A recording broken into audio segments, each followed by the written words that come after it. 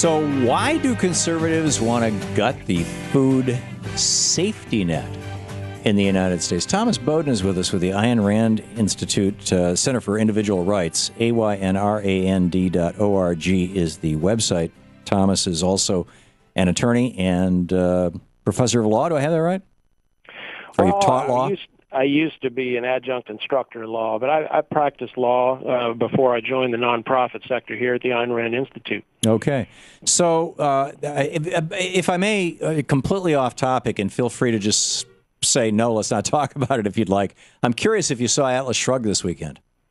I did see the movie. Took my wife to see it. I'd seen it once before. So, everybody's very excited around here because Ayn Rand is on on all the shows and everybody's conversation. Yesterday it was the #1 novel on Amazon's bestseller list. Yeah. There's a lot of excitement around. Well, the reason I went to see it, and of course, I read the novel back when I was in college, as I think pretty much everybody does, or a lot of people do, and the main themes seem to be that, and correct me if I'm wrong, that there is a small and limited number of people who are smart enough, wise enough, intelligent enough to really run things.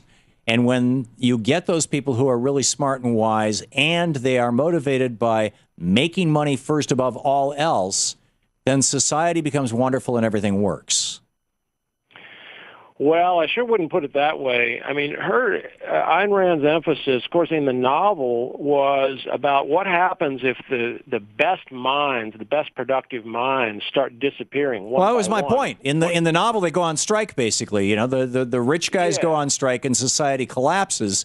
And as we'll see, not just the rich guys that go on strike. It's all the productive people, from the engineer, the brakeman, the housewife. They all go on strike at every level. Ultimately, it's sort of like the Turner Diaries, where all the white people rise up and kill off all the people of color and all the Jews.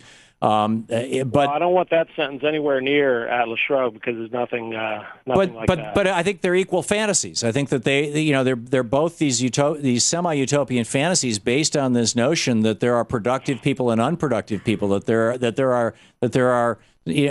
there are worthy people and unworthy people. It's the most classist thing that I've ever seen in my life. And not only that, it starts out with this woman and her brother, who are rich because why? They inherited it from their father. And why was he rich? Because he inherited it from his grandfather, who was the last really productive guy. You have to read the book. Don't judge the book by the movie. No, I have read the book. With all due respect, no, I'm talking to your listeners. But with all due respect, don't judge it by Thom Hartmann's opinion. Listen to it, but read the book for yourself. It's a great book. I don't disagree. And read The Fountainhead, where the woman who gets raped loves being raped. Ayn Rand. I saw no workers in that movie. What I saw was Ayn Rand's worldview. I mean, here's a woman whose father's pharmacy was taken away during the Bolshevik Revolution when she lived in Kiev, and fled to the United States and adopted this super ultra weird kind of anti-communist the themes in Atlas Shrugged are very controversial. I mean, this is a movie. It's been a book that's been out there for more than 50 years, and only now is it being made into a movie. Well, and I'm talking about her life too. I mean, she had an open relationship. Her themes are really, really controversial. Sure, she makes you think about things like, am I my brother's keeper? Right. Is money the root of all evil? Yeah. Are we right to demonize businessmen for pursuing profit selfishly? That's right. Should I live my life by faith or reason? There's some really deep themes in the book that don't. Thomas, you are absolutely right. These are the deep themes in the book, and my problem with it is the book presents them in ways that are completely perverse relative to the vision of the founders of this country, relative to the vision of all the major religions of the world, and frankly, relative to the concept of any kind of social health, a healthy society. It absolutely challenges the major religions of the world and the cultural trends. Oh, I know that. Ayn Rand was an atheist. She had an open relationship with her husband. She was sleeping around like crazy. Oddly enough, she went on Medicare, and when she was dying of lung cancer, she went on Social Security. I mean, she was glad to take government welfare at the very end there. But the idiosyncrasies of her life aside, again, as I said, the essence of both the book and the movie is that this wealthy, educated, smart, they get it, and they're motivated solely by greed class is what's going to save us. And I just ask you a really simple question, and we can put this in the context of what we were originally going to talk about, which is, why do away with the USDA or food stamps?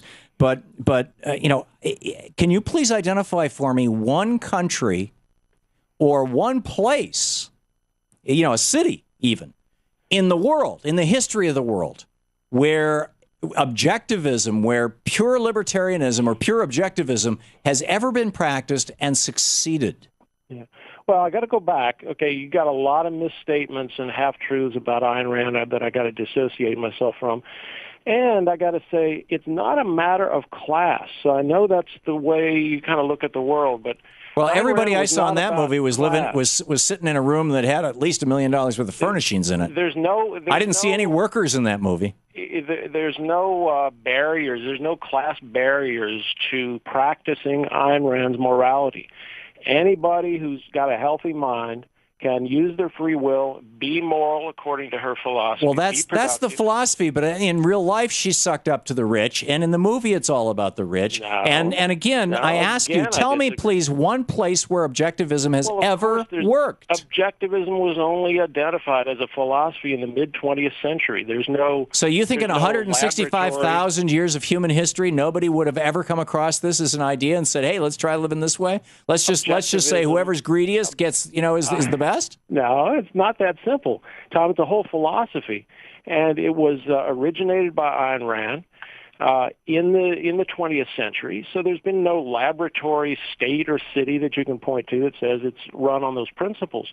But I'll proudly stand next to 19th century America as the world's best example of as close as we've gotten to laissez-faire capitalism. And look at the growth, look at the increase in human longevity, health, happiness, the invention of things like radio and the telephone. You're talking about the Industrial Revolution, the symphony, the whole Industrial Revolution. Sure. What does the Industrial Revolution have to do with Ayn Rand? It was some of the Age of Reason, and Ayn Rand. But the Age of Reason was the foremost advocate of reason in human history. Oh man, the Age of Reason was if you read John Locke, if you read Jean-Paul's Jean-Claude, what's his name? If you go back and even read Thomas Hobbes' Leviathan, 1634, the Age of Reason was we can govern ourselves. In the movie, the evil bureaucrats, and in the book for that matter, the evil bureaucrats were acting in an evil fashion because a competing company bought them off.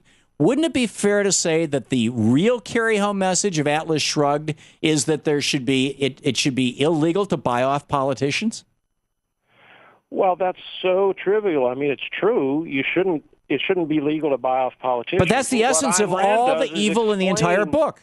She explains how we get to a point where we're pitted against each other in these pressure groups, where because politicians are bought off. No, in every case. Because of a wrong view of what government's function is.